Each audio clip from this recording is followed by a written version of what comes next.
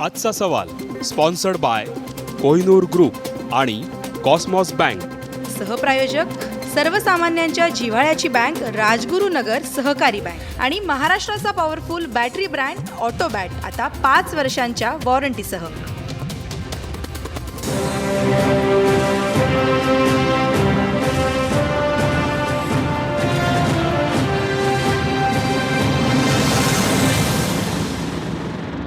नमस्कार, मी आशिष जाधव. आजचा सवालमध्ये तुमचं स्वागत आहे.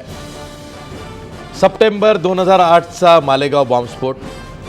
आधी ATSनं तपास केला, त्यानंतर तो NIAकडे वर्ग करण्यात आला. NIAनं जेव्हापासून तपास सुरू केला तेव्हापासनं मालेगाव बॉम्बस्फोट प्रकरणामध्ये वेगवेगळे वळण मिळालं. NIAच्या एकूणच भूमिकेवरती वेळोवेळी संशय व्यक्त केला गेला. एवढंच नाही तर सुनावणी दरम्यान सरकारी वकील रोहिणी सॅलियन यांनी NIAवर आपल्यावर दबाव आणत असल्याचा आरोपसुद्धा केला. त्या असं म्हणाले की NIAकडून टू गो स्लो असं सांगण्यात येतं आहे आणि तेव्हा मग NIAची नेमकी भूमिका काय आहे याविषयी उलटसुलट चर्चा सुरू झाली. आज मुंबई हायकोर्टानं मालेगाव बॉम्ब खटल्यातल्या एक आरोपी साध्वी प्रज्ञा सिंह ठाकूर यांना जामीन मंजूर केला. पण दुसरे जे एक आरोपी आहेत, चर्चेतले आरोपी आहेत, कर्नल प्रसाद पुरोहित यांना मात्र NIA कोर्टाप्रमाणेच मुंबई हायकोर्टानं सुद्धा जामीन नाकारलेला आहे. त्यामुळं साध्वी प्रज्ञा सिंग यांना सोडवण्यासाठी किंवा वाचवण्यासाठी विशेष प्रयत्न होत आहेत का, अशीही चर्चा सुरू आहे. त्यामुळे एकूणच मालेगाव बॉम्बस्फोट प्रकरण हे चांगलंच चर्चेत आलेलं आहे. त्यावरती प्रश्नचिन्ह उभे झालेले आहेत असं टीकाकारांचं म्हणणं आहे. नेमकं काय चाललं आहे यावरच आहे आपला आजचा सवाल. आपला आजचा सवाल बघा. मालेगाव बॉम्बस्फोट प्रकरणी NIAची भूमिका संशयास्पद आहे का, या आपल्या आजच्या सवालमध्ये काही महत्त्वाचे मुद्दे दडलेले आहेत ज्यावर आपण चर्चा करणार आहोत. मुद्दा क्रमांक 1, साध्वी प्रज्ञा सिंह यांच्या विरोधात पुरावे शोधण्यात NIA कमी पडली आहे का. मुद्दा क्रमांक 2, NIAनं सरकारी वकिलांवर दबाव आणल्याचा आरोप पटतोय का. मुद्दा क्रमांक 3, कर्नल प्रसाद पुरोहित यांच्या विरोधातले पुरावे भक्कम आहेत का, कारण त्यांना जामीन नाकारलेला आहे. शेवटचा मुद्दा, मुद्दा क्रमांक 4, मालेगाव बॉम्बस्फोट प्रकरणामध्ये राजकारण होत आहे का. हे होते चर्चेचे मुद्दे. आपण चर्चा सुरू करण्यापूर्वी आपल्या पाहुण्यांची ओळख करून घेऊया. आपल्या स्टुडिओमध्ये आहेत द वीक या साप्ताहिकाचे स्पेशल करस्पॉन्डंट पत्रकार निरंजन टकले, ज्यांनी 2008 पासून या बॉम्बस्फोट प्रकरणाचा किंवा या खटल्याचा फार बारकाईनं पाठपुरावा केला आहे. किंबहुना त्यांचं इन्व्हेस्टिगेटिव्ह जर्नलिझम या एका विषयाला घेऊन देशभरात गाजलेलं आहे. आपल्यासोबत राईट विंगर ॲडव्होकेट ज्यांना आपण म्हणतो किंवा उजव्या विचारसरणीचे वकील, ते हिंदू विधिज्ञ परिषदेचे सुद्धा वकील आहेत, प्रवक्ते आहेत, संजीव पुनाळेकर ते सुद्धा आहेत. इतर वेळी ते सनातनची बाजू मांडतात, पण आज मालेगाव बॉम्बस्फोट प्रकरणामध्ये उजव्या विचारसरणीच्या तमाम सर्वांची ते बाजू मांडणार आहेत. आपल्यासोबत राष्ट्रवादी काँग्रेसचे प्रवक्ते माजी मंत्री नवाब मलिक आहेत. नेमके मालेगाव बॉम्बस्फोटामध्ये काय झालं आहे, काय सांगितलं गेलं आहे, काय लपवलं गेलं आहे याचा उलगडा ते करू शकतात. आपल्यासोबत भाजपचे ज्येष्ठ प्रवक्ते माधव भंडारीसुद्धा असणार आहेत. आपल्यासोबत काँग्रेसचे ज्येष्ठ प्रवक्ते रत्नाकर महाजनसुद्धा आहेत. मी सर्व पाहुण्यांचं या चर्चेत स्वागत करतो आहे आणि थेट या चर्चेला सुरुवात करतो आहे ती निरंजन टकले यांच्यापासून. कारण जेव्हा सप्टेंबर 2008मध्ये हा बॉम्बस्फोट झाला होता किंवा त्याआधीसुद्धा मालेगावला 2006मध्ये एक बॉम्बस्फोट झाला होता, 2006 पासून या प्रकरणाचा बारकाईनं तपास किंवा इन्व्हेस्टिगेटिव्ह जर्नलिझम हे निरंजन टकले करत आहेत. निरंजन, आपण ज्याला म्हणतो ना की टेरर ॲक्टिव्हिटी छडा लावण्यासाठी म्हणून जे का कुठली केस स्टडी असेल भारतामध्ये, तर ती 92-93चे बॉम्बस्फोट, 93चे खास करून, त्यामध्ये सुद्धा ज्या ठिकाणी बॉम्ब प्लांट केला त्या मारुती गाडीचा शोध लागला आणि तिथून तो तपास सुरू झाला होता. तसंच काहीचं याही केसमध्ये झालं आहे की जी LML स्कूटर आहे, बाईक आहे, ती सापडली आणि तिथं ती गाडी किंवा ती बाईक स्कूटर ही साध्वी प्रज्ञा सिंग हिच्या नावावरती आहे आणि मग तिथून तपासाला गती आली. तर हे प्रकरण जितकं सहज वाटतंय किंवा आज साध्वी प्रज्ञा सिंग यांना जामीन मिळालेला आहे, त्यांचा जणू काही त्यात दोषच नाही. NIA तर म्हणते की त्यांच्या विरोधात पुरावे सुद्धा नाही. हे पटतं का? नाही, आता म्हणजे तुम्ही 93चा जो उल्लेख केला तर 93ला एक सोडून दिलेली मारुती व्हॅनमध्ये, अबॅन्डन्ड मारुती व्हॅनमध्ये एक्सप्लोजिव्ज सापडले होते आणि म्हणजे बॉम्ब नव्हता, एक्सप्लोजिव्ज होते, स्फोटकं होती. आणि ही अबॅन्डन्ड कार कोणाची याचं इन्व्हेस्टिगेशन झालं आणि ती रुबिना मेमन यांच्या नावावरती रजिस्टर्ड होती. त्या रजिस्ट्रेशनमुळे पुढे संपूर्ण मेमन फॅमिली याच्यामध्ये कशी इन्वॉल्ड आहे, म्हणजे सगळे भाऊ, अशा अर्थाने पूर्ण इन्व्हेस्टिगेशन झालं. त्यात दाऊद इब्राहिमच्या लिंक्स वगैरे हे सगळं समोर आलं. शेवटी रुबिना मेमनच्या विरोधामध्ये ते वाहन तिच्या नावावर रजिस्टर्ड होतं, या गुन्ह्यासाठी तिला जन्मठेपेची शिक्षा झाली. हे यातलं तो संदर्भ महत्त्वाचा आहे. या प्रकरणामध्ये इन्व्हेस्टिगेशन एजन्सीज बदलल्या. पहिल्यांदा ATSनी इन्व्हेस्टिगेशन केलं, त्यानंतर संपूर्ण तपास NIAकडे ट्रान्स्फर झाला, कारण की असीमानंदांच्या कन्फेशननंतर हे अनेक राज्यांमध्ये पसरलेला ग्रुप आहे असं चित्र समोर यायला लागलं आणि म्हणून हा नॅशनल इन्व्हेस्टिगेशन एजन्सीकडे तपास गेला. NIAनी त्यात इन्व्हेस्टिगेशन करून आता काही आठवड्यांपूर्वी अजमेर शरीफच्या ब्लास्टच्या मध्ये जे आरोपींना कन्व्हिक्ट केलं गेलं त्यातल्या, तर आता NIAनी या केसमध्ये सुद्धा प्रज्ञा सिंगांच्या विरोधामध्ये पुरावे नाहीत असं ॲफिडेविट 1 वर्षापूर्वी साधारण दिलेलं होतं. त्या कॉन्स्पिरसीमध्ये नाहीत, कटाच्या गुन्हा त्यांच्यावरती लागू शकत नाही असंही त्यांनी सांगितलं होतं, मोका लागणार नाही त्यांना हेही त्यांनी सांगितलं होतं. 15 दिवसापूर्वी एव्हिडन्स नाही, पुरावा नाही असं म्हटलेलं आहे NIAनं. नाही, त्यांनी असं म्हटलेलं आहे की हे गुन्हे त्यांना लागू शकत नाहीत. अच्छा. कॉन्स्पिरसीचा, कटाचा गुन्हा त्यांना लागू शकत नाही किंवा मोकाचा चार्ज त्यांच्यावरती येऊ शकत नाही. पुरोहितांच्या बाबतीमध्ये 15 दिवसापूर्वीच त्यांनी साधारण एक ॲफिडेविट दिलेलं आहे, ज्याच्यात त्यांनी म्हटलं आहे की आम्ही आता चार्जशीट फाईल केलेली आहे आणि त्याची प्रोसेस सुरू होईल, त्यामुळे आता त्यांचं कस्टडीत असणं हे आवश्यक नाही आहे. मुंबई हायकोर्टाने ते फेटाळलं. NIA कोर्टाने हे दोघांची जामिनाचे अर्ज फेटाळले होते, म्हणून अपिलामध्ये हे मुंबई हायकोर्टामध्ये आलं आणि मुंबई हायकोर्टाने पुरोहितांचं फेटाळलं ॲप्लिकेशन आणि प्रज्ञा सिंगांना कॅन्सर आहे या ग्राउंड्सवरती त्यांना आत्ता जामीन दिलेला आहे. म्हणजे असं जे होतं आहे की पुरावे नाहीत म्हणून जामीन दिला, तर आत्ता कोर्टाने एवढंच म्हटलेलं आहे की त्यांना कॅन्सर आहे म्हणून जामीन देण्यात येत आहे आणि त्यांनी 5 लाख रुपयाची श्युरिटी द्यावी, पासपोर्ट पोलिसांकडे द्यावा आणि NIA कोर्ट जेव्हा हजर राहायला सांगेल तेव्हा त्यांना हजर राहायला लागेल. संजू पुराळेकर, मला एक प्रश्न पडला आहे. NIA कोर्टानं साध्वी प्रज्ञा सिंग आणि कर्नल प्रसाद पुरोहित दोघांनाही जामीन नाकारला होता. तेव्हाही NIAची भूमिका तीच होती जी आज हायकोर्टात आहे की साध्वीच्या विरोधात पुरावे नाहीत किंवा जसं आता निरंजन म्हणाले की त्या गुन्हे साध्वींना लागू होऊ शकत नाहीत. पण यावेळेस काय झालं तर जे सरकारी वकील आहेत ते सायलेंट राहिले, गप्प राहिले आणि म्हणून मग हायकोर्टानं हा जामीन दिला. नाही, यामध्ये थोडी तपशिलातली एक चूक सांगतो की ज्या वेळेला NIAने सप्लिमेंटरी चार्जशीट पुरवणी आरोपपत्र दिलं त्यावेळेला त्यांनी साध्वींच्या विरोधात केस चालवण्यासारखे पुरावे नाही असं सांगितलं होतं आणि पुरोहितांच्या विरोधातच भूमिका घेतली होती. उच्च न्यायालयात सुद्धा पुरोहितांच्या जामिनाला शासनाने कसोशीने विरोध केला. आता जी बातमी आली आहे की कस्टडीची गरज नाही अशी बातमी आली आहे ना, ती जामिनासंदर्भातली नाही आहे. तर 2011मध्ये त्यांनी पुरोहितांची कस्टडी विचारली होती की आम्हाला पोलीस कस्टडीमध्ये घ्यायचं, म्हणजे तिथे टॉर्चर होण्याची शक्यता होती आणि त्यामध्ये पुरोहितांनी सुप्रीम कोर्टात पुरोहित गेले होते, म्हणजे अजमेर ब्लास्टमध्ये किंवा मक्कामध्ये त्यांची तपासणी व्हायची होती. तर आता त्यांची आम्हाला गरज नाही, आम्ही त्यांची तपासणी तुरुंगात जाऊन केली असं त्यांनी सांगितलं. त्यामुळे हे बरोबर नाही म्हणणं की उच्च न्यायालयामध्ये त्यांनी विरोध केला नाही, पुरोहितांना कसोशीने विरोध झालेला आहे. दुसरा मुद्दा असा आहे की पुरोहितांना नाही, साध्वी प्रज्ञा सिंगला साध्वीला त्यांनी पूर्णपणे क्लीन चिट देण्याचंच येण्याचं धोरण होतं आणि पुरोहितांना त्यांनी विरोध केला. ही वस्तुस्थिती आहे. म्हणजे आता आपण जेव्हा पाहतो, चर्चा करतो आहोत, त्यावेळेला एक गोष्ट आपल्याला विसरून चालणार नाही की सगळे यामधले हिंदू आरोपी एका बाजूला आहेत असं समजण्याची चूक आपण करता कामा नये, असं माझं स्पष्ट मत आहे. याचं कारण असं आहे, तुम्ही अधिक तपशिलानं सांगू शकता. हा, याचं कारण असं आहे ना की यामध्ये एक राजकीय भूमिका निश्चितपणे आहे. पहिली गोष्ट अशी आहे की हिंदूमध्ये कुणीही अतिरेकी कृत्य केलंच नाही अशी जी एक भूमिका काही राजकीय पक्ष घेत आहेत ती चुकीची असं माझं मत आहे. बरं. काही हिंदूंनी कृत्य केलेली आहेत आणि त्याच्याबद्दल राजकीय चर्चा व्हायला पाहिजे, परंतु ती होत नाही.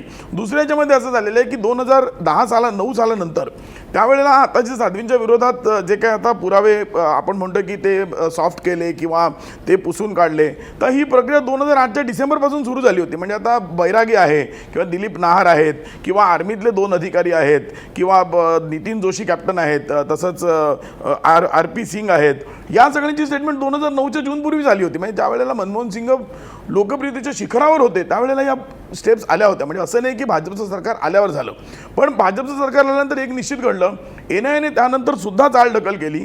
म्हणजे तुमच्या या प्रश्नाची मी सहमत आहे की NIAची भूमिका संशयास्पद आहे. म्हणजे तुम्हाला असं म्हणायचं आहे का सोप्या भाषेत की NIA साध्वीला एक न्याय लावत आहे आणि कर्नल पुरोहितांना दुसरा न्याय लावत आहे? मला निश्चितपणे असंच म्हणायचं आहे की NIAने 2 न्याय लावलेले आहेत. साध्वींच्या बाबतीत मी स्वतः आनंदी आहे आणि फार आनंद आहे की त्यांची सुटका झाली, परंतु कर्नल पुरोहितांना वेगळा न्याय लावण्यात आलेला आहे. आणि दुसरं असं की NIAने तपास केलेला नाही. आता इथे प्रश्न असा आहे की आपण जेव्हा राजकीय कारणं म्हणतो तेव्हा भाजप सत्तेत आहे किंवा काँग्रेस सत्तेत आहे, मुद्दा वेगळा. NIAचे ब्युरोक्रॅट आहेत आणि त्यांनी काय भूमिका घेतलेली आहे की आता त्यांची पंचायत अशी झालेली आहे की सगळ्यांना क्लीन चिट दिली तर पंचायत होईल, खऱ्या आरोपींना शोधायला कदाचित लागू शकतं. त्यामुळे NIA सरळ भूमिका घेतली की ज्यांना राजकीय यांना वाटतं त्यांना सोडा आणि यांना अडकवा, 3-4 वर्ष केस चालेल, नंतर हे सुटायचेच आहेत. या प्रकारची संधिसाधू भूमिका आहे. अधिकारी तेच आहेत. एक हिंदूंचा वकील असूनही स्पष्टपणे मी सांगतो की NIAची भूमिका निश्चितपणे संधिसाधूपणाचीच यामध्ये आहे. चला, माझा प्रश्न तरी तुम्हाला आज पटला, मला आनंद झालेला आहे. नाव भाई बघितलं, संजीव पुनाळेकरांना आम्ही जो प्रश्न कॉइन केलेला आहे, मालेगाव बॉम्बस्फोट प्रकरणी NIAची भूमिका संशयास्पद आहे का, तर त्यांचं म्हणणं आहे होय आहे. त्यांचं पुढे जाऊन असं म्हणणं आहे की NIA कडून साध्वींना वाचवण्याची भूमिका घेतली जाते तर दुसरीकडे कर्नल पुरोहित यांना अडकवण्याची भूमिका घेतली जाते. म्हणजे 2 भूमिका घेतल्या जातात. आणखी एक भूमिका सांगायची बरं, म्हणजे आणखी एक भूमिका आहे. बरं, सांगा. साध्वींना वाचवण्याबद्दल मला असं म्हणायचं आहे की ते निर्दोष आहेत, हां. परंतु भूमिका घेताना पुरोहितांना अडकवलं जाते असं मला म्हणायचं आहे. थोडंसं स्पष्ट करतो. आणखी एक दुसरी भूमिका अशी आहे की NIAने याबाबत आणखी बऱ्याच गमतीजमती केलेल्या आहेत की जे पुरावे त्यांनी शोधणं अपेक्षित होतं त्यांनी मुद्दाम त्यावर तपास केला नाही. उदाहरणार्थ आजच्या पुरोहितांच्या निकालात त्यांनी म्हटलं की आर्मीचं एवढं रेकॉर्ड आहे, पण NIAचा वकील कोर्टामध्ये सांगतो की आर्मी वाढलेलं ते रेकॉर्ड देईल, हो आम्हाला तपास करायची गरज भासत नाही. म्हणजे पुरोहितांच्या बाजूने काही पुरावे येत असतील तर त्याचा तपास करायचा नाही. दुसरं, ज्या वेळेला मालेगाव 2006 मध्ये मुसलमान आरोपींना पकडलं होतं त्यावेळेला माझी स्वतःची भूमिका होती, मी पब्लिक टेलिव्हिजन पहिल्यांदा 2013 पासून सांगतोय की ते 9 आरोपी निर्दोष होते, ते मुसलमान. आमच्या विक्रम भाऊच्या पुस्तकात लिहिलं होतं. त्यावेळेला असं होतं की त्या केसमध्ये ज्याने RDX ठेवलं, शेखर बागडे, त्याच व्यक्तीने इथे RDX ठेवलेलं आहे. म्हणजे ही जी भूमिका सुसंगत आहे, पोलीस अधिकाऱ्यांचं वर्तन त्याबद्दल पांघरून घालण्याचं NIAचं धोरण आहे. म्हणजे थोडक्यात मला म्हणायचं की 2006 मध्ये मुसलमान आरोपींना फसवलं, त्यानंतर 2008 मध्ये काही हिंदू आरोपींना फसवलं आणि काही हिंदू आरोपींना जे सापडलेले नाही त्यांना वाचवण्याचा प्रयत्न झालेला आहे, असं एकंदरीत दिसून येतं. म्हणजे NIAची भूमिका आणि ATAची भूमिका या दोघांमध्ये, परंतु मला दुर्दैव एवढंच वाटतं की काही लोक आहेत, अजून माझ्यानंतर काही जण बोलायचे आहेत, त्यांची भूमिका अशी होती की 2006 मधले मुसलमान निर्दोष आहेत, हे आहेत, हे बरोबर नाही फारसं. न भाई, हे काहीतरी उलटच होत आहे. म्हणजे संजीव पुनाळेकर जे काही सांगतायत त्यावरनं असं झालेलं आहे की NIAच्याच भूमिका तपासण्याची वेळ आलेली आहे. तुम्हाला यामध्ये खरंच NIAवरती काही दबाव दिसतोय का? कारण माजी सरकारी वकील रोहिणी सालियन यांनी तसा आरोप केला होता की NIAकडनं त्यांच्यावरती दबाव येतो आहे. NIA asked me to go slow, असं ते त्यांचं वाक्य होतं जे छापून आलं होतं सगळीकडं. त्यांनी त्या भूमिकेचं खंडन केलं नाही. आता ज्या पद्धतीनं NIA कोर्टामध्ये प्रोसीड होत आहे त्यावरनं NIA नक्की काहीतरी लपवत आहे. हे एक खूप मोठं षडयंत्र आहे ज्याचा तपास लागणं गरजेचं आहे, असं वाटत नाही? असं आहे, जेव्हा सरकार देशातला बदलला त्यानंतर मालेगाव बॉम्ब ब्लास्टमध्ये जे सरकारी वकील रोहिणी सायलेने त्यांनी ज्या प्रकारे आरोप केला NIAवर, त्या दिवसापासून NIAच्यावर लोकांच्या बघण्याच्या दृष्टिकोन म्हणजे संदिग्ध वातावरणामध्ये त्यांचा सगळा कारभार होता. आता साध्वी यांना बेल झालेली आहे, निर्दोष सुटका नाही, हे खरी परिस्थिती आहे. आता MCOC मोकोका जेव्हा कायदा या राज्यामध्ये पारित करण्यात आला तेव्हा आम्ही आमदार असताना या कायद्याचा विरोध केला की कुठल्याही आरोपीला जोपर्यंत त्याला शिक्षा होत नाही परमनंट तुरुंगात ठेवणे म्हणजे डिटेन्शन विदाऊट कन्व्हिक्शन याचा आम्ही सुरुवातीपासून विरोध करतो आणि या कायद्यामध्ये लोकांना डिटेन करणं योग्य नाही ही भूमिका माझी आणि सर्वांची त्या काळात पण होती आणि आता पण आहे. पण ज्या प्रकारे साध्वीच्या विरोधात हे कुठलेही पुरावे नाही हे जे म्हणण्यात येत आहे त्यांच्या नावाने गाडी होती आणि करकरे साहेब ज्यांनी ATSच्या तपास जे सूत्र त्यांच्याकडे होते त्यांच्या लॅपटॉपमध्ये सर्व पुरावे ते सही झाल्यानंतर पुरावे यांना मिळत नाही. मला वाटते त्यांनी नीट तो लॅपटॉपमधलं सगळा जो काही रेकॉर्ड्स आहे ते तपासलेलं नाही. यांची संभाषणं यांच्या नावावर गाडी यांचा अभिनव भारतची मीटिंग या घटनेला आम्ही मानत नाही. वेगळा देश निर्माण करू इस्रायल आणि नेपाळला आम्हाला मान्यता द्या या प्रकारचे सगळे कट कारस्थान म्हणजे हे देशद्रोहच आहे. आणि या प्रकारे ज्या संघटनेची मानसिकता आहे त्यांनी हे सगळं करूनही NIA सांगताय की पुरावे मिळत नाही. याच्यातून सिद्ध होते कुठेतरी राजकीय दबाव किंवा काही अधिकाऱ्यांची मानसिकतेमुळे हे सगळं प्रकार आजचं घडलेलं आहे. बेल झाली MCOC खाली ते डिटेन होते. ज्या प्रकारे टाकले साहेबांनी सांगितलं की कॅन्सरच्या आधारावर हे बेल झालेलं आहे. मला वाटते NIAची भूमिका हे संदिग्ध आहे याच्या बाबतीत दुमत नाही. आपल्यासोबत माधव भंडारी आहेत, भाजपचे ज्येष्ठ प्रवक्ते आहेत. माधव भंडारी, तुम्ही ऐकताय, प्रश्न हाच आहे की NIA कडून जेव्हा चार्जशीट गेल्या वर्षी फाईल झाली होती, दाखल झाली होती, त्यात ते असं म्हणाले की कर्नल पुरोहित यांनी अभिनव भारत स्थापन केली होती. कर्नल पुरोहित यांच्या विरोधात भक्कम पुरावे आहेत. ते नांदेड आणि परभणी जिल्ह्यातल्या ब्लास्टमध्ये सुद्धा गुंतलेले आहेत. त्यांनी कर्नल पुरोहित यांच्या बाबतीत व्यवस्थित ठपका ठेवलेला आहे, पण साध्वीला वाचवण्याचं धोरण घेतलेलं आहे. आता जसं सगळे पॅनलिस्ट म्हणत आहेत की होय NIAची भूमिका संदिग्ध आहे, संशयास्पद आहे. एवढंच नाही तर जे सनातनची बाजू लढणारे संजीव पुनाळेकर आहेत तेही म्हणत आहेत की 2 न्याय लावले जात आहेत. साध्वीला वाचवण्यात येत आहे आणि कर्नल पुरोहित यांना अडकवलं जात आहे. यामध्ये एक मोठी कॉन्स्पिरसी आहे. हे सगळं ऐकताना मला एका बाजूला दुःखही झालं आणि दुसऱ्या बाजूला विनोदाचा स्तर काय असू शकतो याचा सुद्धा अनुभव आला. जर एखाद्या यंत्रणेने, तपास यंत्रणा, पुनाळकर साहेबांनी 2008 पासूनच्या तपासाबद्दल प्रश्नचिन्ह उपस्थित केलं, नवाब मलिक साहेबांनी त्यांच्या पक्षाच्या भूमिकेप्रमाणे साध्वीबद्दलचं प्रश्नचिन्ह पुन्हा एकदा बोलून दाखवलं, पण या सगळ्यामधला घटनाक्रम जो आहे त्याच्याबद्दल कोणीही एका बाजूने बोलत नाही. आणि आपण सुद्धा परिचय करून देताना निरंजन टकले हे डावे पत्रकार आहेत हे सांगितलं नाही, संजय पुनाळेकर हे उजवे वकील आहेत हे तुम्ही आवर्जून सांगितलं. त्यामुळे आपली सुद्धा भूमिका त्या पद्धतीची आहे लक्षात येतं. ठीक आहे. याच्यामध्ये एक लक्षात ठेवलं पाहिजे की 2008च्या साध्वीच्या आणि इतरांच्या अटकेच्या पूर्वी राष्ट्रवादी काँग्रेसचं एक चिंतन शिबिर अलिबागला झालं होतं आणि त्या चिंतन शिबिरामध्ये पहिल्यांदा भगवा दहशतवाद हा शब्द वापरला गेला आणि हिंदू सुद्धा दहशतवादी कृत्य करतात हेही तिथे बोललं गेलं.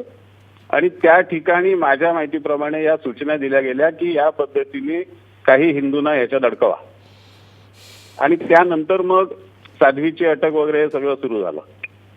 2008 पासून 2014 पर्यंत 6 वर्ष राष्ट्रवादी काँग्रेसकडेच महाराष्ट्रातलं गृह खातं होतं. तपास यंत्रणा सगळ्या त्यांच्या हातात होत्या, केंद्रातही त्यांचं सरकार होतं. आणि या सगळ्या काळामध्ये साध्वी ही किती भयंकर, हिंस्र, हिंसाचारी, कट कारस्थान करणारी महिला आहे हे सिद्ध करून तिच्यावरती कायद्याने कारवाई करण्याची पूर्ण व्यवस्था आपल्याकडे उपलब्ध होती. पण या काळात त्यांच्यावरचा खटला उभा सुद्धा राहिला नाही. साक्षी पुरावे झालं तर सोडून द्या, पण खटला सुद्धा उभा राहिला गेला, तो सुद्धा पूर्णपणे कायदेशीररित्या नाकारला गेला नाही. पुरोहितांबद्दलची जी काही भूमिका मांडली गेली त्याच्यामध्ये सुद्धा अशाच तऱ्हेचे वादविवादाचे अनेक मुद्दे त्यात. म्हणजे माझा सगळ्या या तपासाबद्दलचाच हा प्रश्न आहे की 2008 पासून 2014 पर्यंत 6 वर्ष हे सरकार, ज्याला हिंदू दहशतवाद खणून काढायचा होता, ज्याला भगवा दहशतवाद संपवायचा होता, त्या सरकारने या 6 वर्षांमध्ये नेमकं काय केलं या विषयामध्ये? त्यांना काय साक्षी पुरावे देता आले नाहीत. जर साक्षी पुरावे देता आले ह्याचा स्पष्ट अर्थ असा आहे 6 वर्षामध्ये जर तुम्हाला पुरावे देता येत नसतील तर पुरावे नव्हते. तुम्हाला खोटं प्रकरण उभं करायचं होतं, खोटे मजले खोटे इमले उभे करायचे होते आणि म्हणून त्याच्यासाठी तुम्ही या पद्धतीचं वातावरण निर्मिती करण्याचा प्रयत्न करतात आणि त्याच्यामध्ये अनेक प्रकारच्या गुंतागुंती करण्याचा प्रयत्न केला. आता या गुंतागुंती सुटायला लागल्या तर त्या गुंतागुंती सुटायला लागल्यानंतर आपल्याला कर्नल पुरोहितांबद्दलचा निकाल जो येतोय त्यांना अजून सर्वोच्च न्यायालयापर्यंत संधी आहे, त्यांना त्यांची बाजू मांडायची संधी आहे. साध्वींना फक्त जामीन मिळालाय, त्या निर्दोष सुटलेल्या नाहीयेत. त्यांना जर जामीन मिळालाय तरी सुद्धा साध्वींना शिक्षा झाली नाही, साध्वी फाशी गेल्या नाहीत, ह्याचा विषय जो सगळ्यांच्या बोलण्यातून ऐकायला मिळतोय तो काय त्याला मानायचं, विकृती मानायची की आणखीन काय मानायचं हे काही मला कळत नाही. ठीक आहे भंडारी साहेब, मी थेट जातोय पुण्याला. रत्नाकर महाजन आहेत आपल्यासोबत. रत्नाकर महाजन, तुम्ही ऐकताय की आता माधव भंडारी असं म्हणाले की आत्ता तर केवळ जामीन झालेला आहे साध्वींना, त्या काय निर्दोष सुटलेला नाही. एवढंच नाही तर कर्नल पुरोहित जे आहेत त्यांना सुप्रीम कोर्टापर्यंत लढण्याची संधी आहे. असं असताना एवढा तुम्ही बाऊ का करताय? या प्रकरणाचा तुम्ही बाऊ का करताय? तुम्ही जी सेक्युलर मंडळी आहे ते इतका बाऊ का करतात? भाऊ कोणीच करत नाही. इनफॅक्ट ज्यांच्या अंगावर बाजू उलटायला लागली ते लोक याचा जास्त भाऊ करतायत, जास्त दावगोळा करतायत. विकृती, संस्कृती, प्रकृती, आकृती याचा विचार आपण नंतर करू. त्याचा विचार हा आजचा विषय नाही. मुद्दा असा आहे की गेल्या काही वर्षामध्ये न्यायविद मंडळींमध्ये एक चर्चा अशी आहे की दोन रूल आणि जे लिगल एक्सेप्शन या न्यायानं साधली. ती जी बाई प्रज्ञा ठाकूर आहे तिला बेल मिळाला ही चांगली गोष्ट आहे. विशेषतः आरोग्याच्या कारणावरून मिळाला ही अधिक चांगली गोष्ट आहे. पण म्हणून काही लगेच नाचायची आवश्यकता नाही, मोदभरानं नृत्य करायची आवश्यकता नाही, कारण त्या आता फक्त जामिनावर सुटलेल्या आहेत आणि पुढील खटला चालवण्यासाठी 1 नाही 2 नाही 13 व्हिडिओ हे उपलब्ध आहेत. त्यामुळे त्याची आज कोर्टात काय होणार आहे त्याची आज आपण चर्चा करायला नको. पण मुद्दा असा की महाराष्ट्र APSनी केलेला तपास जसाचा तसा न्यायालयापुढे आल्यानंतर सुद्धा त्या तपासाला जणू ते झालाच नाही असं समजून NIAने तपास केला आणि मग त्या NIAच्या तपासाच्या आधारे सगळी चर्चा सुरू झाली. याच्यामध्ये 2 प्रश्न आहेत. एक तर राज्य सरकारनं नेमलेल्या इन्व्हेस्टिगेटिव्ह एजन्सीवर आपला विश्वास नाही म्हणून त्याला सुपरसीड करून आपल्या हातात राज्य आल्याबरोबर नमो इन्व्हेस्टिगेटिव्ह एजन्सीच्या कडे हा तपास सुपूर्द केला आणि त्याच्यातून हे सगळं उद्भवलं झालं असं जर तुम्ही आक्षेप घेतला तर त्याला काय उत्तर आहे? कारण महाराष्ट्र APSनी जे केलं ते सगळं बरोबर नाही, ते सगळं चूक आहे असंही म्हणायचं नाही. आणि त्यांनी जे केलं त्याचे नेमके उलटे निष्कर्ष हे नमो इन्व्हेस्टिगेटिव्ह एजन्सी जे चालवायचे ह्याच्यामध्ये न्यायाची चार दिसते का तथाकथित आपल्या मंडळींना वाचवण्याची अशीची दिसते याचा विचार करायला पाहिजे. तर आता ज्या टप्प्यावर हे प्रकरण आहे त्या टप्प्यावर पुन्हा एकदा सांगतो गवगवा किंवा काय ते जे काय म्हणले ते करायची बिलकुल आवश्यकता नाही. आणि सेक्युलर शब्द कोण कोणत्या अर्थाने वापरतो हेही आता सगळ्यांनी माहिती आहे. आम्ही तो अभिमानाने वापरतो आणि तसाच तो वापरत राहू. मुद्दा असा आहे की राज्यघटनेनं डिक्लेअर केलेलं या देशाचं धर्मनिरपेक्ष लोकशाही प्रजासत्ताक स्वरूप टिकेल की नाही हे व्यवहारात दाखवायची संधी म्हणजे कायद्यासमोर सर्वांना संधी आणि कायद्याचं सर्वांना सारखं संरक्षण हे जोपर्यंत पाळलं जाईल आणि त्यात विनाकारण राजकीय मतभेद आणले जाणार नाहीत तोपर्यंत या देशातल्या न्यायव्यवस्थेवर आणि तपास यंत्रणांवर सुद्धा विश्वास ठेवायला लोक तयार होतील. अन्यथा हे सगळे सारखेच असं म्हणून लोकांमध्ये निराशा हताशा पसरेल. याच्यापासून आपण वाचलं पाहिजे एवढंच या निमित्ताने सिद्ध झालं. ठीक आहे. खरं तर या निमित्तानं NIA या तपास यंत्रणेवर सुद्धा प्रश्नचिन्ह उभे झालेले आहेत. ज्या पद्धतीनं NIAचा तपास हा वारंवार प्रश्नांकित होतोय किंवा त्याच्यावरती प्रश्नचिन्ह उभे राहत आहेत त्यामुळे NIA नेमकं काय करत आहे? कारण मालेगाव बॉम्बस्फोट प्रकरणामध्ये ATSनं तपास केला होता, त्यानंतर NIAकडं हा तपास सुपूर्द करण्यात आला, त्यानंतर NIAकडनं तपास पुढं जाण्याऐवजी तो तपास धीम्या गतीनं सुरू झाला. कोर्टामध्ये त्या बाबतीतले रेकॉर्ड तसे उपलब्ध आहेत. माजी सरकारी वकिलांचं एक आक्षेपार्ह स्टेटमेंट एन आय एच्या बाबतीतलं आहे आणि त्यानंतर वादंग निर्माण झाला. त्यामुळे एन आय ए नेमकं काय करत आहे, एन आय ए काही लपवत आहे का, यावर आपल्याला चर्चा करायची आहे. आणि लपवत असलेली थेअरी काय असू शकते यावरही चर्चा करायची आहे. पण ती ब्रेकनंतर, ब्रेकवर जाता जाता आपला प्रश्न बघा. मालेगाव बॉम्बस्फोट प्रकरणी एन आय एची म्हणजे नॅशनल इन्व्हेस्टिगेटिव्ह एजन्सीची भूमिका ही संशयास्पद आहे का? 67% लोक म्हणतायत होय, मालेगाव बॉम्बस्फोट प्रकरणी एन आय एची भूमिका संशयास्पद आहे. पुन्हा भेटूया ब्रेकनंतर.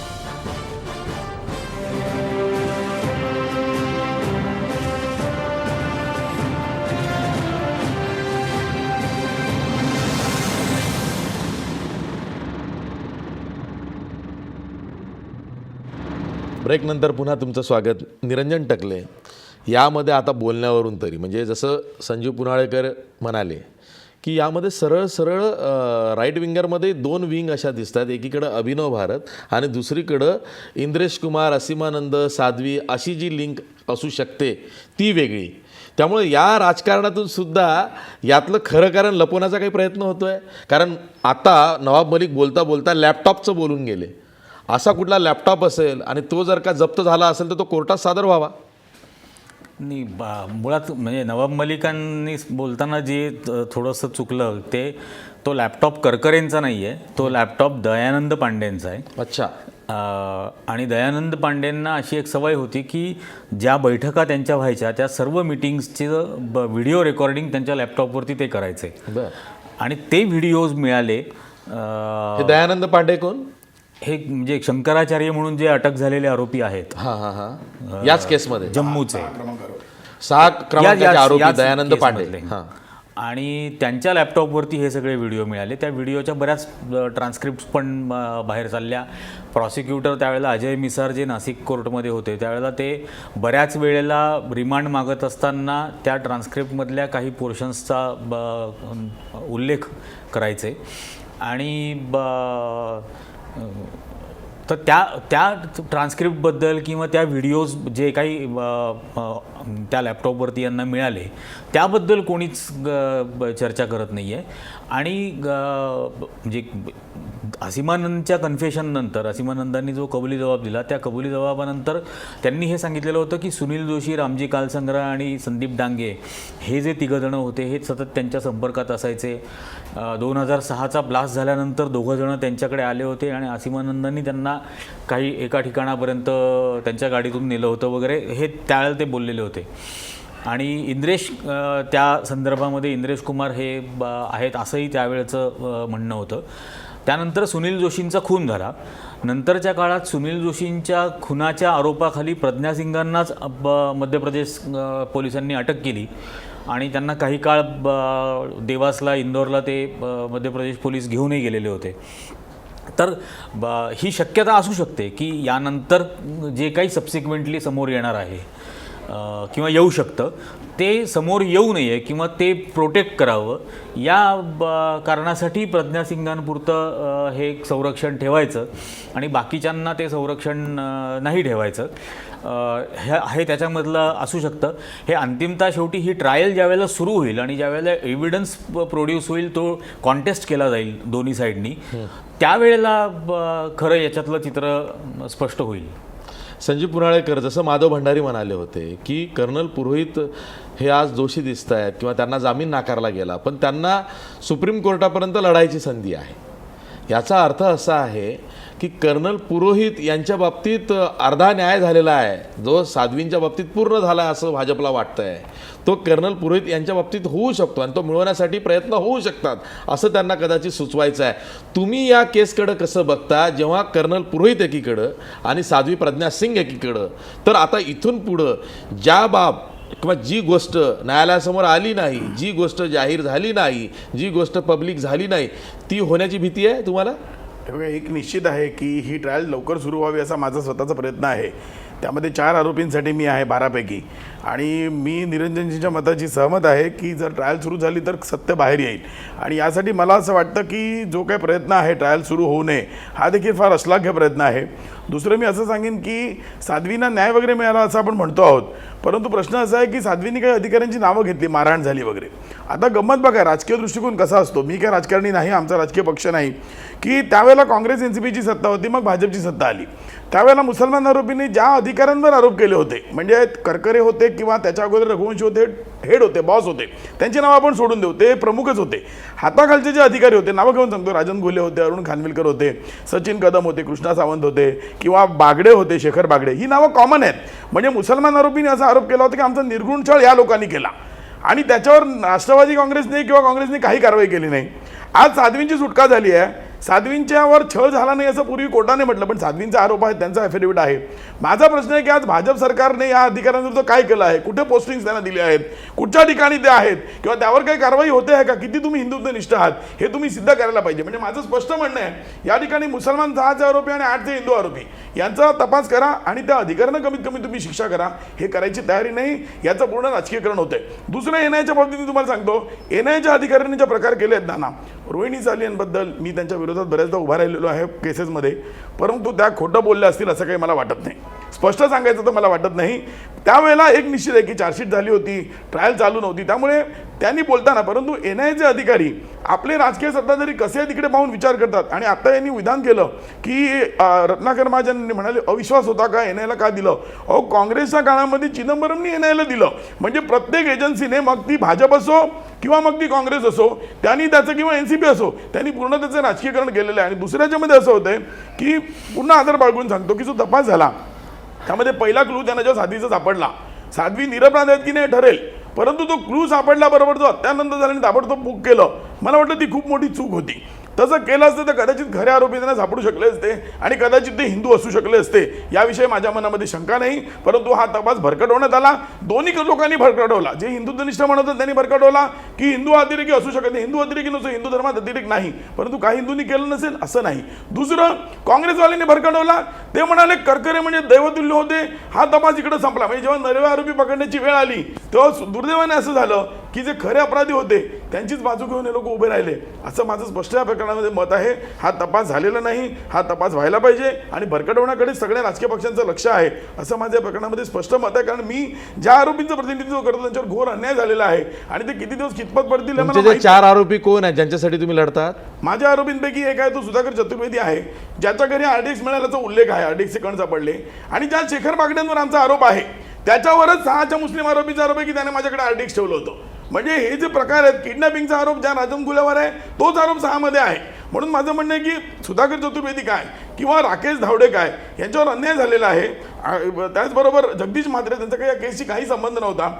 या सगळ्या लोकांवर जो अन्याय झालेला आहे, किंवा प्रवीण टक्कलकी आहे, तो केवळ एक कार्यकर्ता होता, प्रवीण मुतालिक, यांच्यावर जो अन्याय हा व्यवस्था करते हे चूक आहे. आणि एनआय तपास करत नाही. आज सुद्धा जे आमचे आक्षेप आहेत, एकाही पत्राला शरद कुमार उत्तर देत नाहीत, एकाही पत्राला उत्तर देत नाहीत. आज परिस्थिती अशी की मालेगाव सारख्या ठिकाणी एका मुसलमानांनी लिहिलेलं पत्र मी त्यांना पाठवलं, म्हटलं हे अतिरेकाचे पुरावे, तिकडे हे लोक एक्सप्लोजिव्ह मत आहेत, शरद कुमारांचं मला उत्तर येत नाही. हे जर या देशाच्या सुरक्षेबद्दलचं असेल तर अशा माणसाला एनआयचा प्रमुख ठेवणे अत्यंत घातक आहे. त्यांना ताबडतोब काढलं पाहिजे. ठीक आहे. मी माधव भंडारी यांच्याकडे जातो. माधव भंडारी, संजीव पुनाळेकर असं म्हणतायत की ज्या अधिकाऱ्यांवर ATSच्या तपासावेळी त्यांच्यावर आरोप झाले होते, NIAच्या तपासाच्या वेळी त्या अधिकाऱ्यांवरती आरोप झालेले आहेत, अशा अधिकाऱ्यांवरती सरकार बदललं तरी भाजप सरकारनं कारवाई केली नाही. पहिली गोष्ट अशी आहे की साध्वी प्रज्ञा सिंग यांना जामीन फक्त मिळालेला आहे, त्यांना न्याय मिळाला आहे, त्या निर्दोष सुटल्या आहेत असं आम्ही कुठेही म्हटलेलं नाही. मी सुरुवातीला बोलताना सुद्धा स्पष्ट केलं की त्यांना फक्त जामीन मिळाला आहे. त्या दोषी आहेत की नाही, गुन्हेगार आहेत की नाही याचा फैसला अजून व्हायचा आहे. आणि 2008 मध्ये त्यांना अटक केली त्या दिवसापासून माझा हा आग्रह राहिलेला आहे की सरकारकडे या संदर्भातले जे पुरावे असतील ते त्यांनी न्यायालयासमोर आणावेत, न्यायालयासमोर त्याची शहानिशा व्हावी, छाननी व्हावी आणि त्याच्यातून कोण गुन्हेगार आहेत, कोण दोषी आहेत, काय आहे याचा एकदा शहानिशा सर्वांच्या समोर दूध का दूध पाणी का पाणी होऊन जाऊ द्या. पण पूर्वीच्या सरकारने हे जाणून बुजून होऊ दिलं नाही. त्यांना तपास करायचा नव्हता, त्यांना खरे गुन्हेगार पकडायचे नव्हते, त्यांना फक्त राजकीय वातावरण करायचं होतं आणि म्हणून त्याच्यामध्ये त्यांच्या राजकारणात त्यांनी साध्वीसारख्या एका महिलेचा बळी घेण्याचा अत्यंत घृणास्पद प्रकार याच्यामध्ये केला. ही वस्तुस्थिती आहे. आता त्यातलं सत्य जेव्हा खटला चालेल, साक्षी पुरावे पुढे येतील तेव्हा त्यातलं सत्य आणखीन समोर येईल. ते जे काही सत्य असेल ते आपल्याला सगळ्यांना मान्य करावं लागेल, स्वीकारावं लागेल.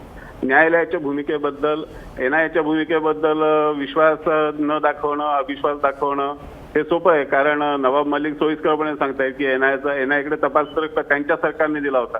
त्यांच्या सरकारने महाराष्ट्र ATS कडून का काढून घेतलं? महाराष्ट्र ATS वरती केंद्रातल्या काँग्रेस सरकारला, चिदंबरमना का विश्वास वाटला नाही, याचं उत्तर नवाब मलिक देणार नाही. आणि महाराष्ट्रातल्या ATSने केलेला पुरावा, जो काही साक्षी पुरावा गोळा केला होता, तो साक्षी पुरावा ATSने इतक्या वर्षामध्ये NIAकडे सोपवण्याच्या अगोदरपर्यंत कोर्टासमोर का आणला नाही, याचंही उत्तर ते देणार नाही. आणि आणखी या सगळ्यामधला महत्वाचा प्रश्न आहे की यातले 2 आरोपी नाहीसे सापडलेच नाहीत आणि त्यांच्याबद्दलचे काही खटले न्यायालयासमोर आहेत, ह्यांना न्यायालयासमोर हजर करा अशा तऱ्हेचे आदेश न्यायालयाकडून झाले. त्याच्याबद्दलचं अत्यंत गंभीर वास्तव खरं तर त्याच्यातून समोर येत आहे. पण ते वास्तव सुद्धा दडपण्याचा प्रयत्न या मधल्या काळामध्ये झाला आणि प्रसार माध्यमातल्या एका मोठ्या वर्गाने, अत्यंत स्वतःला इन्व्हेस्टिगेटिव्ह जर्नलिस्ट म्हणवणाऱ्या वर्गाने सुद्धा हे सगळं वास्तव दडपण्याचा प्रयत्न सातत्याने केला. कारण काँग्रेस, राष्ट्रवादी काँग्रेसच्या चिंतन शिबिरामध्ये जे ठरलं होतं की हिंदू सुद्धा दहशतवादी असतात, भगवा दहशतवाद असतो, हे प्रस्थापित करा, जगामध्ये दाखवा, याच्यासाठी जे काही रणनीती वापरायची ती रणनीती वापरली गेली. आणि या सगळ्या प्रकरणाचा वापर हा सत्य शोधण्यासाठी नाही, तर हिंदूंच्या विरोधातलं, हिंदू समाजाच्या विरोधातलं एक अत्यंत घाणेरडं राजकारण करण्यासाठी हे प्रकरण उभं केलं गेलं. जसजसं आता यातले एकदा साक्षी पुरावा यायला लागतील, आपल्याला अधिक वस्तुस्थिती समोर येईल. ठीक आहे माधव भंडारी, तुम्ही बोलल्याबद्दल. मी थेट जातोय नवाब मलिक यांच्याकडं. नवाब भाई, जसं आता माधव भंडारी म्हणाले की तुमच्या सरकारच्या काळात, म्हणजे काँग्रेस राष्ट्रवादीच्या सरकारच्या काळामध्ये, जेव्हा गृह खातं हे राष्ट्रवादी काँग्रेसकडं होतं, बॉम्बस्फोटही त्याच काळात झाला, ATSचा तपासही त्याच काळात झाला, ATSकडून तपास हा NIAकडं सुपूर्द झाला, तो तुमच्याच काळात झाला. एवढं सगळं तुमच्या काळात झाल्यावर तुम्ही आता दोष मोदी सरकारवर किंवा भाजपवरती देताय. चूक तुमच्या हातून झालेल्या आहेत असं त्यांचं म्हणणं आहे. असं आहे, भंडारी साहेब सांगताय की ठरून केलेला हा कटकारस्थान आहे. भंडारीजी, या साध्वी प्रज्ञा सिंग यांच्या जो मोटरसायकल आहे, म्हणजे ते ATSने आणून तिथे ठेवलं काय? मोटरसायकलचा वापर मोडासा मालेगावचे जेव्हा ब्लास्ट झाले त्या दिवशी त्या मोटरसायकलमध्ये बॉम्ब लावून ब्लास्ट करण्यात आला आणि त्याची मालकी प्रज्ञा सिंग याची होती. म्हणजे कोणी कट कारस्थान करून हे गाड्या आणली नाही तिकडे. एक. दुसरं, तुम्ही सांगताय की पुरावे समोर येतील. जोपर्यंत ट्रायल होत नाही, जोपर्यंत ट्रायलमध्ये सगळे पुरावे सादर होत नाही, निश्चित रूपाने पुरावे समोर येतच नाही आहे. आणि जे तुम्ही सांगताय की का निकाल लागला नाही, न्यायिक प्रक्रियेमध्ये कुठलेही सरकार ठरवू शकत नाही की बाबा तुम्ही कधी याचा निकाल द्यायचा आहे. न्यायालय स्वतंत्र आहे या देशामध्ये, निश्चित रूपाने वेळेवर त्याचा निकाल येईल. एक. दुसरा, आपण सांगताय की हे केंद्राने का NIAकडे तपास दिला, जेव्हा या सगळे बॉम्ब विस्फोटमध्ये अशी भूमिका समोर आली. इंद्रेश कुमार जे तुमचे जवळचे आहे त्यांची नावं समोर आली, जोशीचे नाव समोर आला, वेगळे वेगळे देशातले जे बॉम्ब विस्फोट झाले याच्या अभिनव भारतचा काहीतरी संबंध आहे. मग महाराष्ट्र ATS महाराष्ट्रपुरता हा कुठेतरी तपास करू शकते. देशभराचा तपास करायचे आता सेंट्रलाइज एजन्सी त्याला लागते. त्यामुळे या NIAकडे हा सगळा तपास देण्यात आला. आता पुरावेच नाही. मी तुम्हाला भंडारी साहेब सांगतो, हे दयानंद पांडेचा लॅपटॉपमध्ये सगळे पुरावे आहे. आणि आता पुरोहितांबाबत वेगळी भूमिका, प्रज्ञा सिंगबाबत वेगळी भूमिका, याच्यात 2 विचारधारेची लोक आहे. एक थेट अभिनव भारत आणि दुसरे काही संघाची लोक अशी आहे. याच्यात संघाचे जे संबंधित लोक आहेत त्यांना कुठेतरी सॉफ्ट यांची भूमिका याच्यामुळे आहे, कारण या अभिनव भारतच्या लोकांचा मोहन भागवत साहेब यांना पण संपवा अशी पटकट कारस्थान ते करत होते. याची माहिती आपल्याला जरूर असतील. त्या अभिनव भारतच्या लॅपटॉपमध्ये हे सगळी माहिती आहे. जेव्हा ट्रायल कोर्ट चालेल तेव्हा सगळी भूमिका मला वाटते जे कोणी दोन्ही एजन्सीज, म्हणजे चार्जशीट एकाचा रद्द झालेला असा नाही, त्यांची काय भूमिका ते मांडतील. ATSने जे पुरावे गोळे केलेले ते मांडतील. मला वाटते स्पीडी ट्रायल केलं पाहिजे. स्पीडी ट्रायल झाला फास्ट ट्रॅकनी तर मला वाटतं सगळं सत्य काय आहे, दूध का दूध पाणी का पाणी, तुमचे भागवत साहेबांचं पण संपवण्याचा कट कारस्थान हे लोक करत होते, हे पण जनतेला कळेल. ठीक आहे, मी थेट जातोय रत्नाकर महाजन यांच्याकडे. रत्नाकर महाजन, तुम्ही ऐकताय, यावरनं थोडासा आपण ब्रॉडर पर्स्पेक्टिव्ह जर का बघितला तर तो असा आहे की हे जे 12 आरोपी जर का असतील या बॉम्बस्फोट प्रकरणातले, तर या 12 आरोपींमध्ये 3-4 गट पडत आहेत. कोणी संघाच्या विचारसरणीचा आहे, कोणी अति उजवा आहे, कोणी अगदी बिलकुल कट्टर उजवा आहे, तर कोणी हा माइल्ड आहे, तर कोणाला भाजपचं संरक्षण आहे. आता असं दिसतंय की या मालेगाव बॉम्बस्फोट प्रकरणावरून संघीय विचारसरणीच्याच गटांमध्ये भांडणं लागण्याची चिन्ह दिसतात.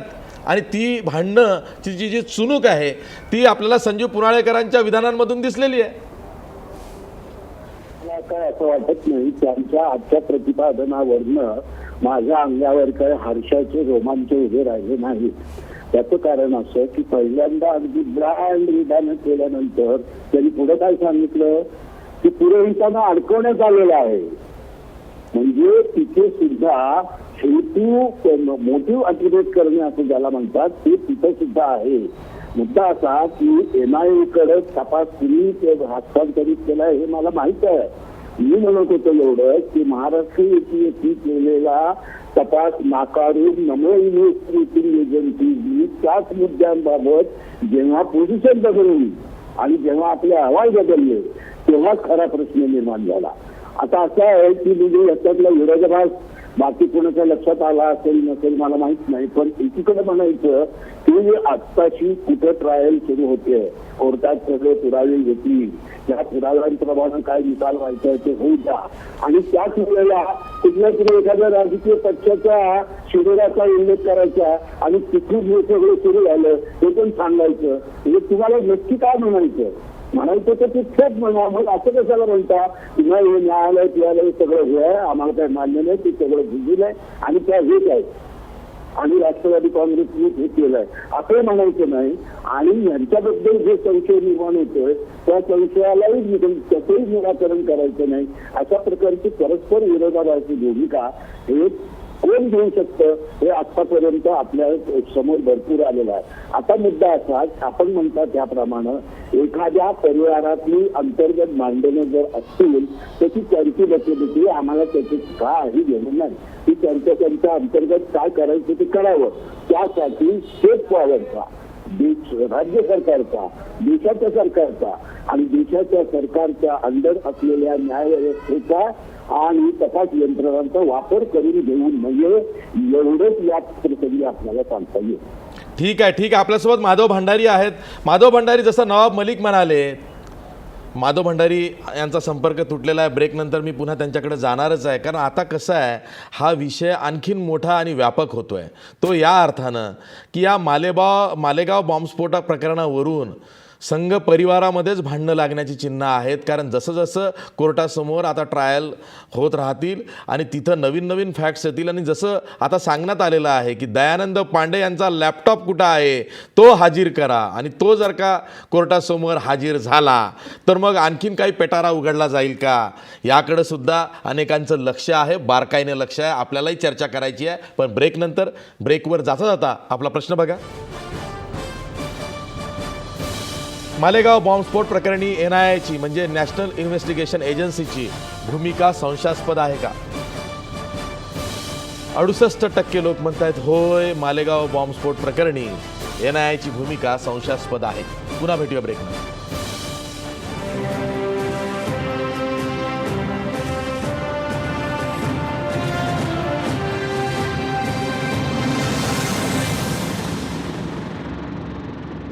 ब्रेकनंतर पुन्हा तुमचं स्वागत.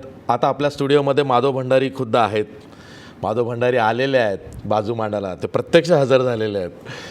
आत्तापर्यंत नवाब मलिक असं म्हणाले की दयानंद पांडे जे आरोपी क्रमांक 6 आहेत त्यांच्याकडचा जो लॅपटॉप आहे तो जर का कोर्टात हजर झाला तर मग त्यातनं जे धागेदोरे निघतील ते अगदी सरसंघचालक मोहन भागवतांपर्यंत जातील. याचं उत्तर भाजपनं द्यावं असं त्यांचं म्हणणं आहे.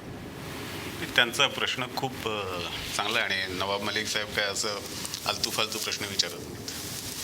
फक्त हे प्रश्न विचारताना ते काही गोष्टी विसरतात.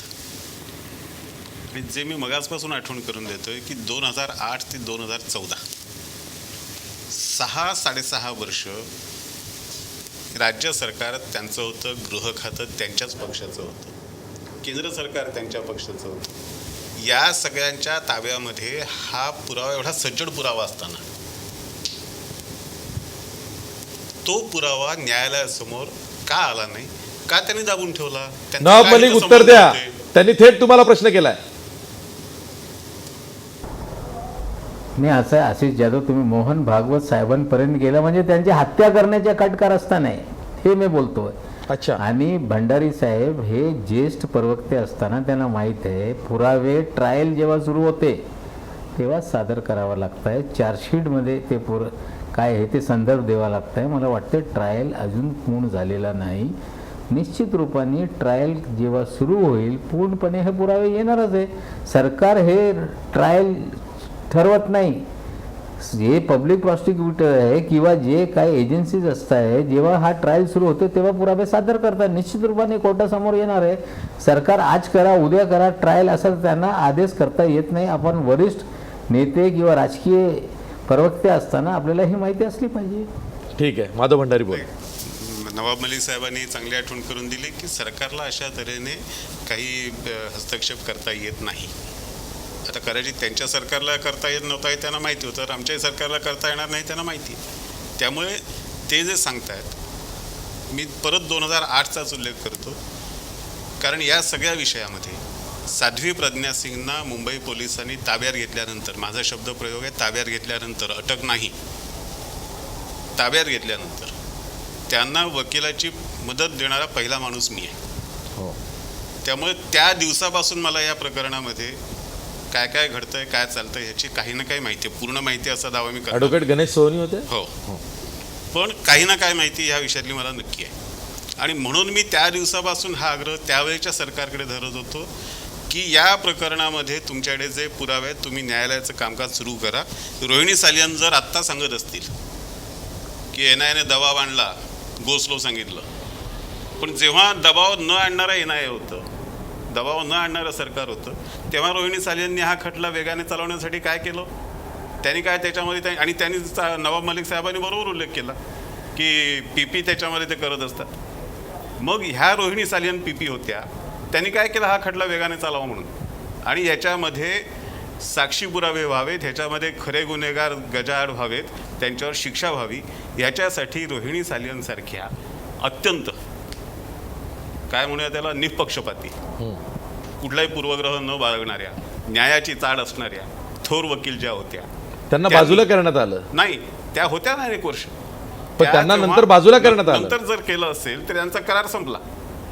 त्या पण जोपर्यंत त्या होत्या तोपर्यंत हा खटला चालू व्हावा, वेगाने सोडा चालू व्हावा, याच्यासाठी त्यांनी काय केलं आणि का केलं नाही. रोहिणी सालियननी हा खटला चालू करण्यासाठी आपलं काम का केलं नाही हा आमचा प्रश्न आहे. त्यांनी जर केलं असतं तर मग नवाब मलिक साहेब जसं म्हणतात, त्यांचे आणखीन काही मित्र बऱ्याच गोष्टी सांगतात, ते लॅपटॉप, त्या लॅपटॉपमधले पुरावे, आणखीन कुणाचे काही पुरावे, हे सगळे आले असते कोर्टासमोर. हां, आता ह्याच्यात मला एक दिसतं एवढंच की अलिबागच्या चिंतन शिबिरामध्ये सगळं करत असताना हे गृहीत धरलेलं होतं की आपल्याला पुढची 20-25 वर्ष आपलंच राज्य आहे, त्यामुळे पुरवून खाऊया. हिंदू दहशतवादाचा विषय हा काही असा 4-2 वर्षात संपवायचा नाही आहे. भगव्या दहशतवादाचा विषय हा काही 2-4 वर्षात संपवायचा नाही, आपल्याला 15-20 वर्ष 25 वर्ष वापरायचं आहे. आणि त्या पद्धतीने जर त्याची तयारी केली असेल, त्या पद्धतीने जर त्याचं आखणी करण्याचा प्रयत्न केला असेल तर माहीत नाही. नवाब मलिक बघा, तुमच्यावरती थेट आरोप होतोय भगवा दहशतवादाचं तुम्ही भांडवल करणार होतात आणि त्यामुळेच अलिबागमध्ये शरद पवारांनी ते वक्तव्य केलं असं माधव भंडारी यांचं म्हणणं आहे, रादर आरोप आहे. नाही, असं आहे, हेमंत करकरे साहेब या तपासाचे सूत्रधार होते, त्यांच्यावर अविश्वास दर्शवत आहे. जेव्हा ते हयाती होते त्यांच्या विरोधात पोस्टर लावण्यात आला होता. एखादा हे जो अधिकारी निष्पक्षपणे काम करणार आहे त्याच्यावर हे बोट दाखवणे योग्य नाही. अलिबागच्या शिबिरमध्ये ठरल्यानंतर मोटरसायकल आम्ही उचलून आणलं काय? मोटरसायकल हे प्रज्ञा सिंगची होती, साधू नंतर झाली. त्या मोटरसायकलवर जीन्स पॅन्ट टी-शर्ट घालून फिरणारी ही महिला होती. तुम्ही साध्वीच्या चोला घालल्यानंतर सगळंच काही वेगळं होऊ शकते असं नाही. या सगळ्या तपास यंत्रणेनी कुठल्या पद्धतीने यांचा मोटरसायकलवर फिरणं, तो जी हत्या झाली त्याचे काय संबंध, हे सगळे या तपास यंत्रणेकडे आहे ना माहिती. आता सगळी माहिती समोर येणारच आहे. एखादा कुठेतरी चोला घालून क्राईम करून स्वतःला वाचवण्यासाठी कोणी साध्वी झाली, कोणी बाबा झाला, कोणी साधू झाला, तर म्हणजे आरोपी किंवा गुन्हे करणारी मंडळी हे गुन्हेगार होऊ शकत नाही. आता गुजरात, राजस्थान, मध्य प्रदेशमध्ये एका मोठा बाबा आहे, तो आज गुजरातमध्ये भाजपचं सरकार असताना, मध्य प्रदेशमध्ये, राजस्थानमध्ये सरकार असताना जर त्यांनी क्राईम केलं तर तो बाबा आतमध्ये आहे ना. म्हणजे कितीही साधूचा बाबाचा चोला घातला तरी तो काय गुन्हेगार असेल तर तो ना त्याला कोणी वाचवू शकत नाही. ट्रायल सुरू होऊ द्या, निश्चित रूपाने न्यायालयामध्ये पुरावे आल्यानंतर न्यायालय त्याचा निकाल देईल.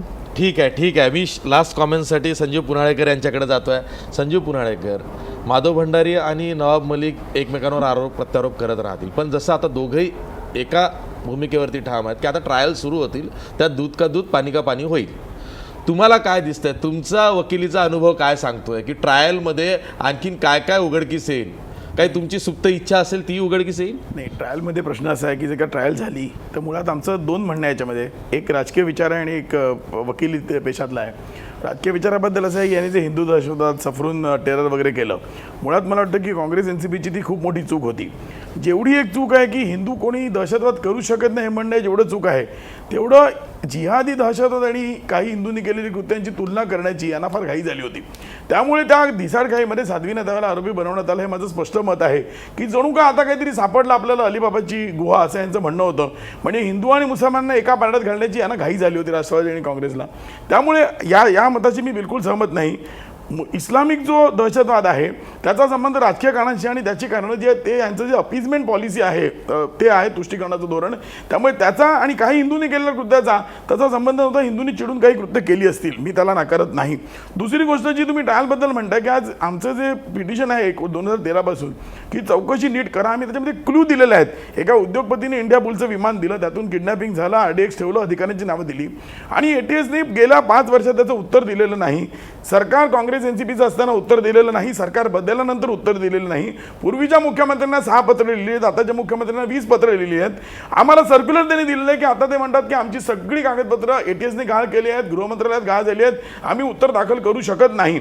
म्हणजे हा जो ढोंगीपणा या ठिकाणी जे ब्युरोक्रॅट आहेत त्यांना आणि उच्चपदस्थ जे पोलीस अधिकारी ज्याला वागले त्यांना वाचवण्याचा प्रयत्न सुरू आहे. त्यामुळे माझी खात्री आहे की वकील म्हणून जेव्हा आम्ही केस चालवू त्यावेळेला संपूर्ण व्यवस्थेचा जो ढोंगीपणा आहे व उच्चपदस्थांना वाचवण्याचा, मी राजकीय उद्योगपतींबद्दल बोलत नाही, अधिकाऱ्यांना वाचवलं जात आहे आणि ते निश्चितपणे लोकांपुढे येईल. आणि माझा विश्वास आहे की त्याही वेळेला आजचा सवाल व्हावा आणि त्यावेळेला कुणी या उच्चपदस्थांना वाचवलं, काय त्यांना पदकं सरकारने दिली, पूर्वीच्या सरकारने काय पदकं दिली, आताच्या सरकारने काय पदकं दिली आणि त्यांनी कोणी मारहाण सातवीला केली, कोणी 6च्या मुसलमान आरोपींना मारहाण केली.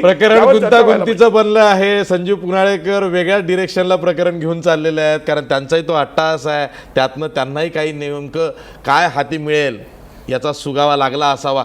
शेवटी मी लास्ट कॉमेंटसाठी निरंजन टकले तुमच्याकडे येतो. हे प्रकरण दिसतं तितकं सोपं नक्कीच दिसत नाही आहे. यातनं नवं काही जे स्फोटक असू शकतं ते बाहेर येण्याची शक्यता दिसते. मला काही तसं वाटत नाही की याच्यातून काही आणखीन स्फोटक म्हणजे कोर्टासमोर प्रोड्यूस केलं जाईल. कारण आपण अजमेर शरीफचा केस बघितली की ज्याच्यामध्ये 3 आरोपींना जन्मठेपेची शिक्षा झाली, त्यातल्या एकाचा ऑलरेडी मृत्यू झालेला आहे, खून झालेला आहे सुनील जोशींचा, आणि 2 जणांना जन्मठेप झाली. तिथं गुन्ह्याची कबुली देणारा माणूस मात्र निर्दोष सुटला आहे. ते अप्रूव्हर नव्हते. असीमानंद हे ज्यांनी कन्फेशन दिलं हे माफीचे साक्षीदार नव्हते, पण त्यांना कुठलीच शिक्षा झालेली नाही. त्यामुळे गुन्ह्याची कबुली न देणाऱ्या माणसाला तिथं निर्दोष सोडलं गेलं. त्यामुळे नक्की न्यायालयाच्या समोर त्या लोकांच्याबद्दल कोणते कोणते पुरावे सादर केले जातील याची आज आपल्याला काहीच कल्पना नाही. म्हणून मी मगाशी म्हटलं की न्यायालयासमोर एकदा हे येऊ द्या ट्रायलसाठी, कसं का असे ना, म्हणजे संपूर्ण पुराव्यांसह, कमी पुराव्यांसह, अपुऱ्या पुराव्यांसह, कसं का असे ना, पण ते न्यायालयासमोर ट्रायलला येऊ द्या, त्याचे कॉन्टेस्ट होऊ द्या, जेणेकरून ज्यांना याच्यामध्ये इंटरव्हिनर म्हणून इन्व्हॉल्व्ह व्हायचं आहे ते इंटरव्हिनर म्हणून इन्व्हॉल्व्ह होऊन तरी ते पुरावे सादर करण्याचा प्रयत्न करतील. पण आता हे कधी होईल हे आज तरी आपण सांगू शकत नाही. मालेगाव बॉम्बस्फोट प्रकरण वाटतं तितकं नक्कीच सोपं नाही. 2008 पासून या प्रकरणाचा तपास सुरू झाला. आधी ATSनं केला, नंतर तो NIAकडे गेला, त्यानंतर आता मुंबई हायकोर्टामध्ये हे प्रकरण आलेलं आहे.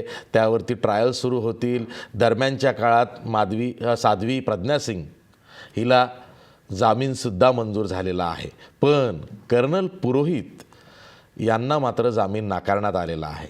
आणि कर्नल पुरोहित हा एक असा दुवा आहे की त्यातनं बरंच काही उलगडू शकतं. म्हणून आता कर्नल पुरोहित यांना वाचवण्यासाठी एक वेगळी मोहीम जेव्हा सुरू होईल, त्यातून ही गुंतागुंत वाढत जाईल की काय अशी शंका निर्माण होते आहे. आणि ती जी गुंतागुंत आहे ती सोडवता सोडवता सगळंच उघडं पडेल की काय असंही दिसतं आहे. त्यामुळं हे प्रकरण इथंच थांबलं असं आज तरी म्हणता येणार नाही आहे. पण ही चर्चा आज मात्र आपण इथंच थांबूया. जाता जाता आपला प्रश्न बघा. मालेगाव बॉम्बस्फोट प्रकरणी NIAची म्हणजे नॅशनल इन्व्हेस्टिगेशन एजन्सीची भूमिका संशयास्पद आहे का? 71% लोक म्हणतायत होय, मालेगाव बॉम्बस्फोट प्रकरणी NIAची भूमिका संशयास्पद आहे. पुन्हा भेटूया ब्रेक नंतर. पण उद्या वेगळा आजचा सवाल.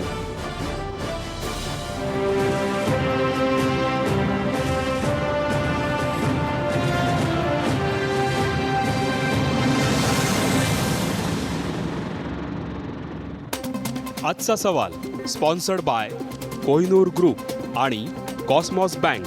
सहप्रायोजक सर्वसामान्यांच्या जिव्हाळ्याची बँक राजगुरू नगर सहकारी बँक आणि महाराष्ट्राचा पॉवरफुल बॅटरी ब्रँड ऑटोबॅट आता 5 वर्षांच्या वॉरंटीसह.